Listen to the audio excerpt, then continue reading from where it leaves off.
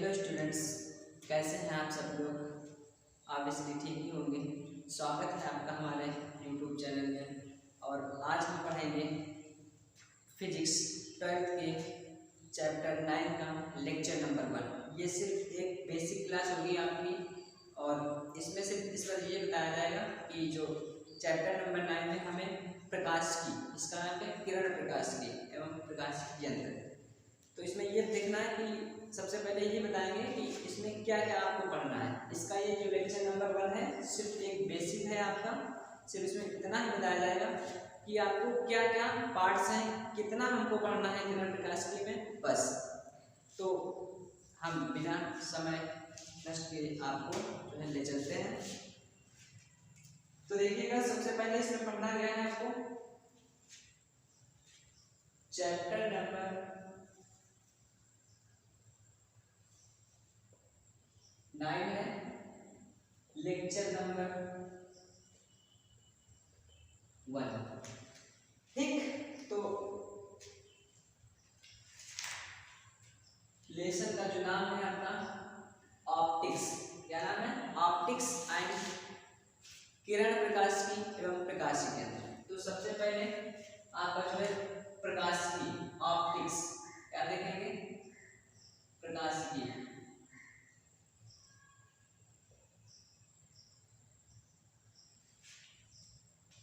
Optics क्या होता है? इंग्लिश में इसको कहते हैं ऑप्टिक्स। ठीक है, जो ऑप्टिक्स है प्रकाश की, ये दो पार्ट में डिवाइड किया गया है। इसके अंदर जो दो पार्ट्स हैं, पहला नंबर आपका किरण प्रकाश की, किरण प्रकाश की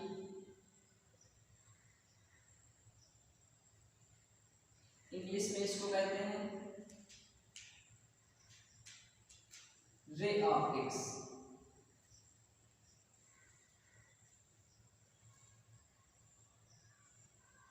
और दूसरा आपका है तरंग प्रकाश की,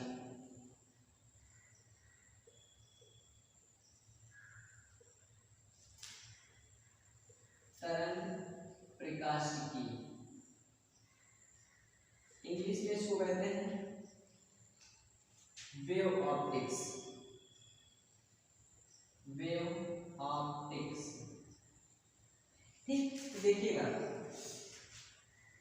मतलब जो प्रकाश की है इसको दो पार्ट में डिवाइड किया गया है। सबसे पहले कौन सा?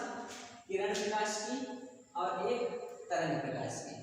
जो किरण प्रकाश की था, इसका जो अध्ययन न्यूटन ने किया था। किसने किया था? न्यूटन ने। और जो तरंग प्रकाश की बताया था, इसको बताया था हाइगेंस ने। बात समझ में आई? तो किसने बताया था? इसका जो मूल कारण है, मतलब जो जिसने बताया था उन्होंने हाइगेंस ने बताया था। किसने? हाइगेंस ने। और इसका न्यूटन ने। मतलब वैज्ञानिक जो थे, साइंटिस्ट तो बहुत से थे, पर जो सबसे मेन प्रायोरिटी दी जाती है वो तरंग प्रकाश की में हाइगेंस को, और इसमें न्यूटन ने। साइंटिस्ट तो बहुत थे, बात समझ गए? पर किसका? किरण प्रकाश की और तरंग प्रकाश की। अब देखिएगा, इसके अंतर्गत अब तुमको ये भी तो पता होना चाहिए। सबसे पहले ये बताया गया था जो प्रकाश होता है, न्यूटन से हमने बताया कि जो प्रकाश है वो सीधी रेखा में गमन करता है। किरण प्रकाश का मतलब ये है कि जो प्रकाश है वो कैसे गमन करेगा? सीधी रेखा में। जैसे मान लो थोड़ी देर के लिए ये मोमबत्ती है, अब इससे क्या होगा? प्रकाश निकलना। तो प्रकाश कैसे जाएगा? बिल्कुल सीधी रेखा में से चला जाएगा। बात समझ में आई कितनी? और तरंगों में क्या होता है कि जो प्रकाश कैसे जाएगा? तरंगों के रूप में मान लीजिए ये तरंग से चल रहा है ऐसे ऐसे ऐसे प्रकाश। ये किसने बताया था? ये हाइगेंस ने बताया था।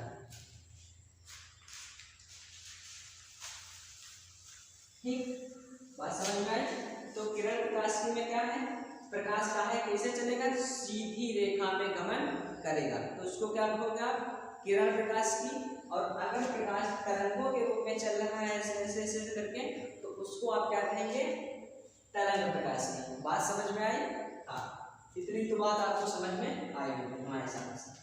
अब देखिएगा, तरंग मतलब किरण प्रकाश के अंतर्गत भी आपको 3 पार्ट्स में इसको पढ़ना है। क्या क्या पढ़ने, देखिएगा बिल्कुल बेसिक है, आपको बस इतना समझना है कि हमको क्या क्या पढ़ना है। अगर आपको ये पता होगा कि हमको पढ़ना क्या है तो समझ लीजिए आप सही डायरेक्शन में जा रहे हैं। अगर आपको यही नहीं पता होगा कि हमें क्या पढ़ना है तो आप क्या पढ़ेंगे? बात समझ गए? हाँ, तो देखिएगा इसको 3 पार्ट में भी डिवाइड किया गया है, ठीक। इसके अंतर्गत हमें क्या क्या पढ़ना है? प्रकाश का परावर्तन,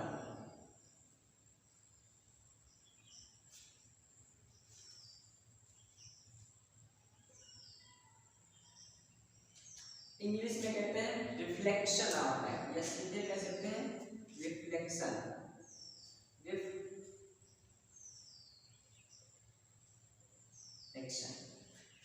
दूसरा इसका पार्ट क्या पढ़ना है? अपवर्तन,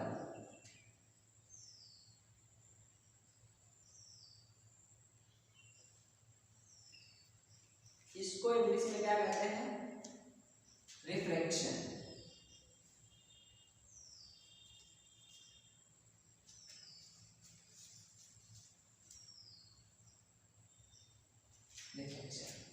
और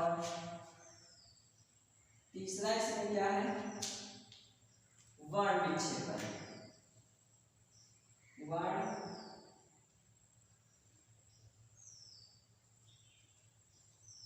विक्षेपण, इंग्लिश में क्या कहते हैं? स्कैटरिंग। बात समझ में? तो जो किरण प्रकाश की है हमारा, क्या है? किरण प्रकाश की। तो जो किरण प्रकाश की के अंतर्गत आपको क्या पढ़ना है?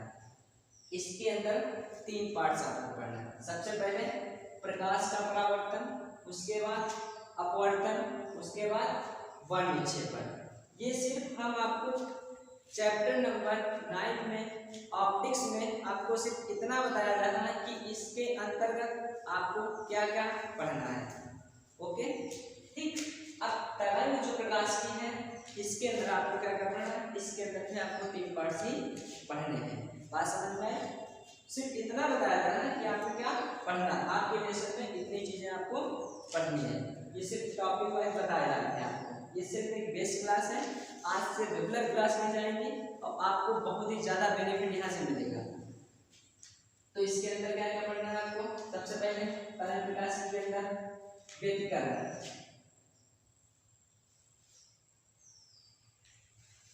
क्या पढ़ना है?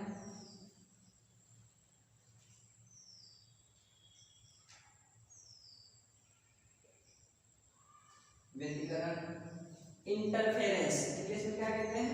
लिखना चाहो तो लिख लीजिएगा, इंटरफेरेंस। दूसरा क्या है? विवर्तन,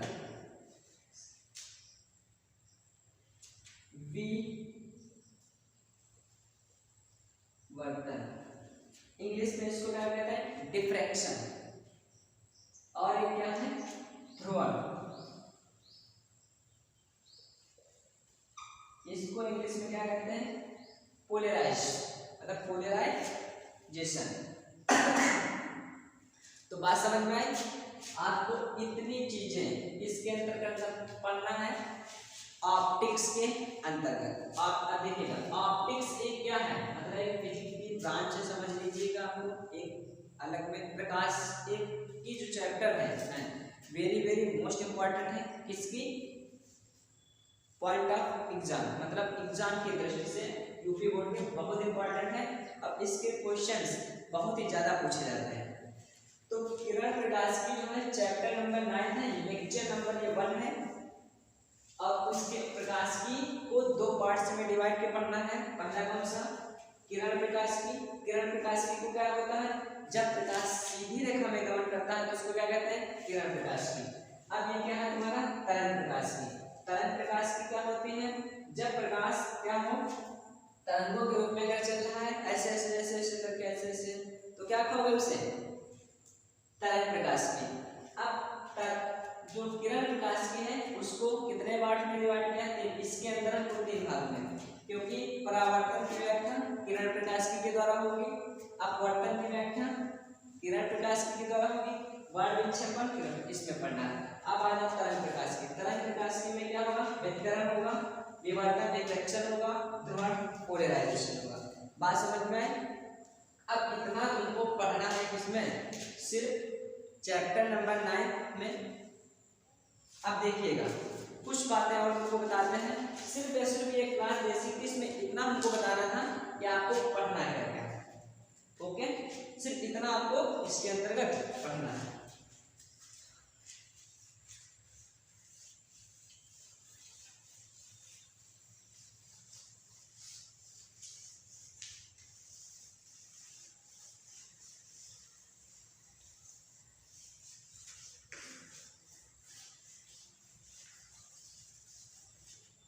आई होप आपको इतना समझ में आया होगा।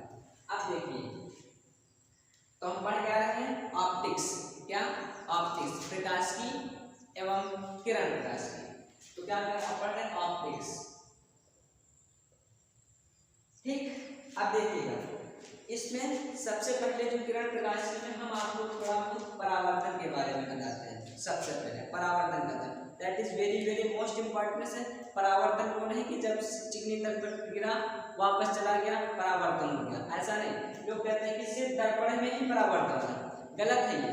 दर्पण ही परावर्तन नहीं करता है। देखिएगा इसकी व्याख्या करेंगे सबसे पहले।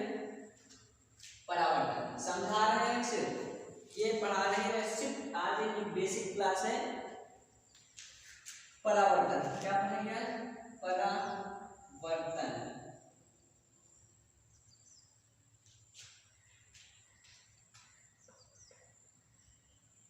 रिफ्लेक्शन। ठीक, आपने पढ़ लिया कि दर्पण पर प्रकाश की किरण पड़ी और उसी माध्यम में वापस चल गई, दैट इज परावर्तन। गलत, परावर्तन है लेकिन यही नहीं परावर्तन है। समझ गए? हम ये कहते हैं कि जो भी चीज हमें दिखाई देती है, प्रत्येक वस्तु हमको जो दिखाई देती है वो सिर्फ और सिर्फ प्रकाश के परावर्तन के कारण ही दिखाई देती है। अगर हमको मान लीजिए हम कुछ भी चीज देख रहे हैं, ये जो अगर हम मार्कर्स हैं इसको देख रहे हैं, ये हमें कब दिख रहे हैं? जब प्रकाश की किरण इस पे पड़ती है और इस पे पड़ के हमारी आंखों में जाती है, ठीक, तब ये रिफ्लेक्ट होती है, तब हमें पता चलता है कि ये वस्तु है। बात समझ गए? तो ये परावर्तन है, ये नहीं कि चिकने तल पर बस वही परावर्तन होगा, ऐसा नहीं है। जैसे मान लिया थोड़ी देर के लिए दर्पण ही सिर्फ परावर्तन नहीं करता। मेरा कहने का मतलब ये है कि आप दर्पण पर प्रकाश पड़े परावर्तन हो गया, तो ये गलत है बिल्कुल। दर्पण ही नहीं करता, प्रत्येक हर एक वह वस्तु जो हमें दिखाई देती है वो परावर्तन के कारण ही दिखाई देती है, वरना हमें दिखाई नहीं देती। जैसे मान लिया थोड़ी देर के लिए ये लड़का खड़ा है, अब ये प्रकाश की किरण गिरी इस पे, ठीक, ये रिफ्लेक्ट हुई। यहाँ पे हमारी क्या है? आंख।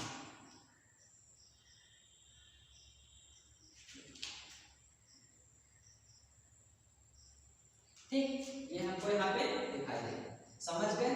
जितनी किरणें आएंगी इसमें ये हमें दिखाई देंगे। मान लीजिए अनंत किरणें आए, ये हमें दिखाई देंगी। बात समझ में?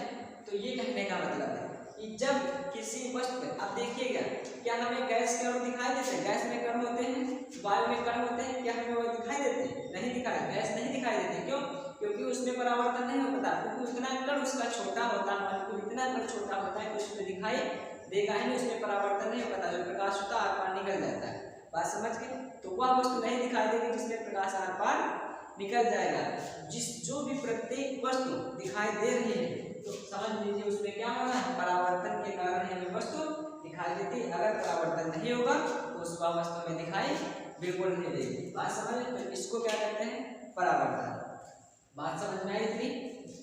अब देखिएगा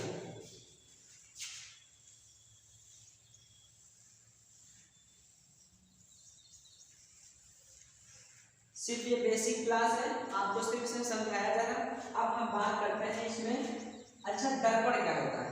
दर्पण क्या होता है आपको पता है? इसलिए हम सुबह सुबह रोज देख लिए कहते दर्पण हो गया, नहीं है दर्पण, हम मानते हैं। ठीक,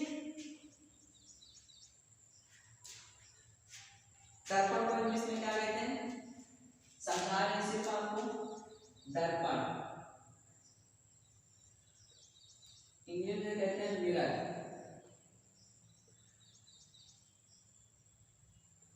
ठीक, तो देखिए दर्पण की डिफिनेशन क्या होती है, बात समझ गए। दर्पण उसे कहते हैं जो प्रकाश का लगभग 100% परावर्तन करते हैं। बात समझ गए, मतलब दर्पण उसको कहोगे, अगर जैसे किसी प्रकाश को हमने दर्पण पे डाला तो ये कह सकते हैं जब प्रकाश का 100% परावर्तन कर दे, क्या करते हैं,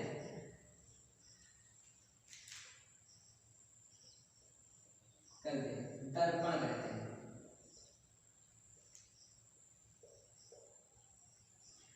100% नहीं, लगभग, देखिए ऐसे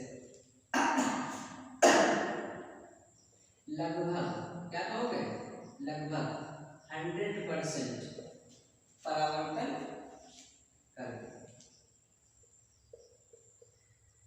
लगभग, क्योंकि 100% कोई चीज आदर्श तो है ही नहीं, समझ गए, 100% कोई चीज वर्क नहीं करती, तो तुम ये कहोगे दर्पण उसे कहते हैं जो प्रकाश का लगभग 100% परावर्तन कर दे, उसे क्या कहते हैं, दर्पण। अब बात करते हैं टाइप्स ऑफ दर्पण। दर्पण होता कितने प्रकार का, कोई बता सकता है कोई ऐसा जो ये बता दे कि दर्पण कितने प्रकार का होता है, समझ गए। अब लोग ये बताएंगे कि दर्पण होंगे 2-3 प्रकार के, कोई कहेगा कि उत्तल दर्पण, अवतल दर्पण, समतल दर्पण।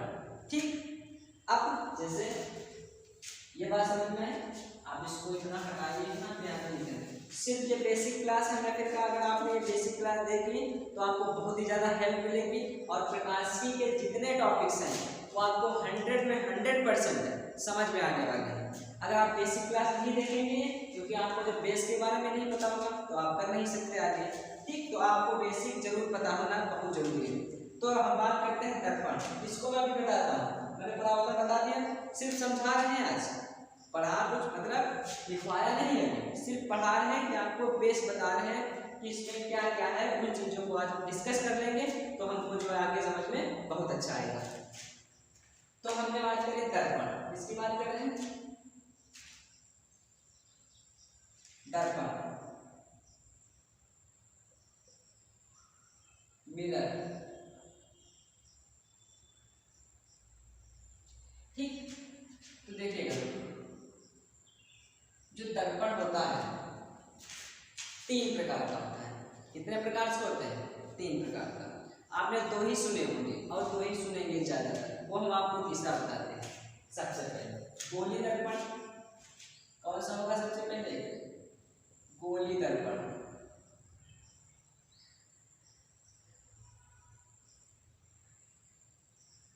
कौन सा दर्पण, गोली दर्पण। स्फेरिकल मिरर्स, इसको क्या कहेंगे इंग्लिश में, स्फेरिकल,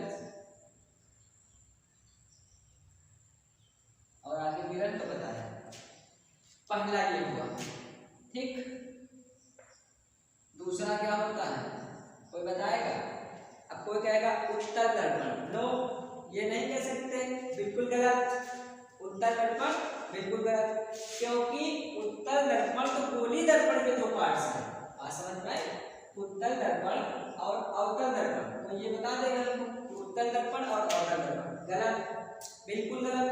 तो ये क्या है, अवतल दर्पण, क्योंकि अवतल दर्पण उत्तल दर्पण गोली दर्पण का एक क्या होता है, पार्ट्स होता है, बात समझ गए। हाँ, तो ये अवतल दर्पण, गोली दर्पण के 2 पार्ट्स होते हैं, बात समझ गए, उत्तल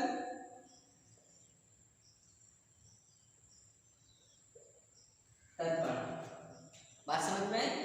दूसरा जो होता है हम आपको बताते हैं समतल दर्पण,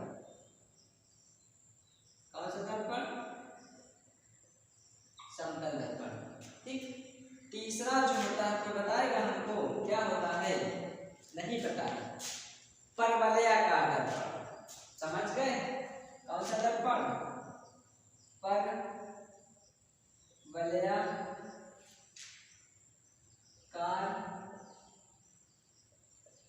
दर्पण, समझ गए? समतल दर्पण प्लेन मिरर्स, इंग्लिश में इसको क्या कहते हैं? Plane mirrors. ये पैराबोलिक। तो बात समझ में आई? तो इतने आपके क्या है? ये दर्पण है। ठीक, आप ये मत बता रहे गोली दर्पण, अवतल दर्पण, उत्तल दर्पण, ये नहीं। ये गोली दर्पण के दो पार्ट्स होते हैं। कौन कौन से? उत्तल दर्पण, अवतल दर्पण। इसको इंग्लिश में कहते हैं कॉनकेव मिरर। क्या कहते हैं इसको? Concave mirror. इसको क्या कहते हैं इंग्लिश में? Convex mirror. क्या कहते हैं इसको?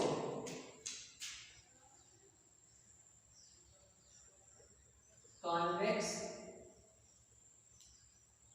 मिरर। आज समझ में आई? अब देखिएगा, आपको जो यूपी बोर्ड में पढ़ना है, ऑब्वियसली हम लोग करते क्या है? हमको गोली दर्पण ही पढ़ाया जाता है, अवतल दर्पण और उत्तल दर्पण। समतल दर्पण की सिर्फ डिफिनेशन एक पढ़ के आगे निकल जाते हैं। लेकिन सबसे अगर कोई इंपॉर्टेंट दर्पण है वहां पर, तो वो सिर्फ क्या है?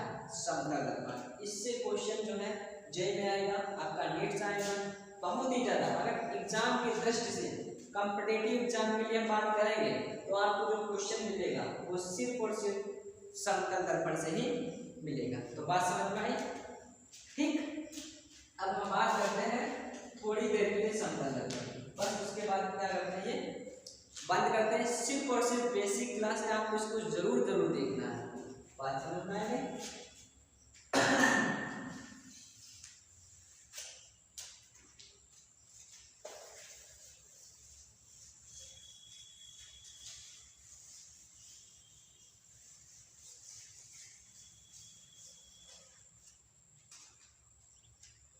समतल दर्पण कौन सा पढ़ेंगे? समतल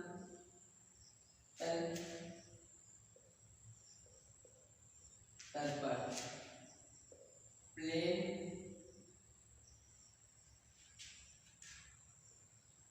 मिरर।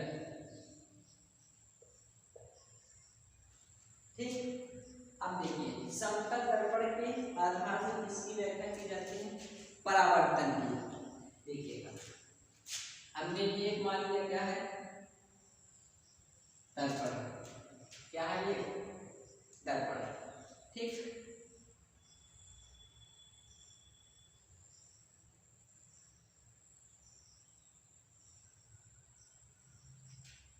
एम। क्या है ये? एम। ठीक, अब हुआ ये, इसमें ये समतल दर्पण है, कौन सा मिरर है? ये प्लेन मिरर है। इसका यूजेस है प्रकाश का परावर्तन। किसका यूजेस है? समतल दर्पण का। के आधार से किया जाता है। ठीक, ये हमने इसमें किरण डाल दी, ये चलिए बात समझ में आई? इसको कहते हैं आपतित किरण। कौन सी किरण है ये? आपतित किरण।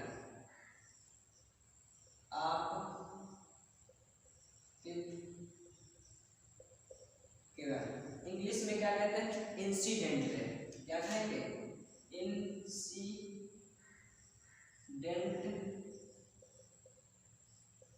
रे। बात समझ के? इसको कहते हैं परावर्तित किरण। कौन सी किरण है?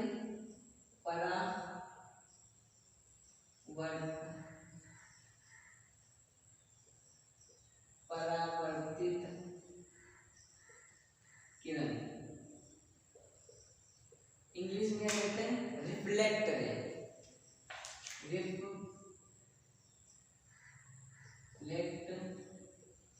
रे, समझ? इस बिंदु पे जहां पे प्रकाश की जो ये किसी स्रोत से प्रकाश आ रहा था, जिस बिंदु पे टकराते हैं वहां पे हमें अभिलंब लिख देते हैं। ठीक, समझ गए? इसको बिंदु मान लेते हैं कोई, मान लिया ये क्या हो गया? इसको कहते हैं अभिलंब। क्या है ये? अभिलंब। इंग्लिश में क्या कहते हैं? नॉर्मल। ठीक, ये क्या हो गया? नॉर्मल। अब देखिए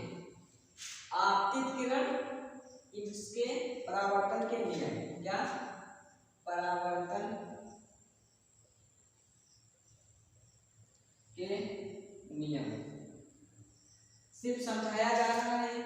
ठीक, क्या किया जा रहा है, सिर्फ और सिर्फ समझाया जा रहा है। तो परावर्तन के नियम, परावर्तन के कितने नियम होते हैं, 2 नियम होते हैं। ठीक, देखिएगा, आपतित किरण अभिलंब के साथ जितना कोण बनाती है, मान लीजिए हो गया आई, ठीक, और तो उतना ही कोण परावर्तित किरण अभिलंब के साथ बनाएगा। बात समझ में आ गई, ये क्या हो गया हमारा आई। ओके, ठीक, तो क्या कहोगे, आपतित किरण परावर्तित किरण आपतन बिंदु पर खींचा गया अभिलंब तीनों एक ही तल पे होते हैं। ये पहला नियम है। और क्या बताया कि अभिलंब के साथ जितना आपतित कोण बनाती है और परावर्तित किरण अभिलंब के साथ जितना कोण बनाती है, तो आपस में क्या होता है, कोण आई बराबर कोण आर। ये तुम्हारा कौन सा नियम हो गया, दूसरा नियम। बात समझ में आई। अब हम जो दर्पण के बारे में है अभी, वो नेक्स्ट क्लास में लेंगे। आप जरूर देखिएगा, आपको बहुत ही ज्यादा समझ में आने वाला है। ये हो गई हमारी बेसिक क्लास, आप इसको भी जरूर देखिएगा। और चैप्टर जो लेक्चर नंबर 2 आने वाला है, आप उसको भी जरूर देखिएगा। Thank you for watching this video.